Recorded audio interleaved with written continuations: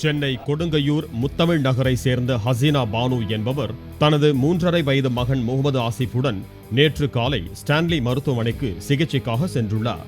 முதல் மாடியில் உள்ள புறநோயாளிகள் பிரிவில் சிகிச்சை பெற்ற அவர் மாத்திரை வாங்கும் இடத்தில் குழந்தை மாயமானதாக போலீசில் தெரிவித்தார்.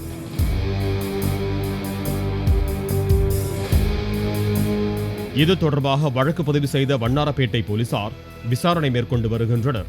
இதனிடையே குழந்தை கடத்தப்பட்டிருக்கலாம் என்ற சந்தேகத்தின் பேரில் மருத்துவமனையில் உள்ள சிசிடிவி காட்சிகளை அவர்கள் ஆய்வு செய்து வருகின்றனர். அதில் புறநோயாளிகள் பிரிவில் இருந்து 35 வயது மதிக்கத்தக்க பெண் ஒருவர் குழந்தையை அழைத்து செல்லும் காட்சி பதிவாகி உள்ளது.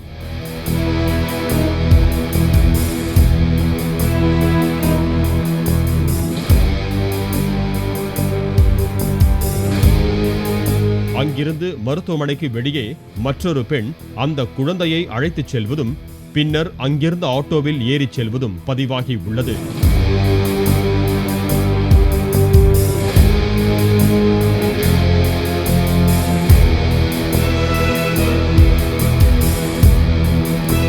இந்த சம்பவத்தில் 3 பெண்கள் ஈடுபட்டிருக்கலாம் என போலீசார் சந்தேகிக்கின்றனர். கடத்தலுக்கு பயன்படுத்தப்பட்ட ஆட்டோவையும் அவர்கள் தேடி வருகின்றனர்.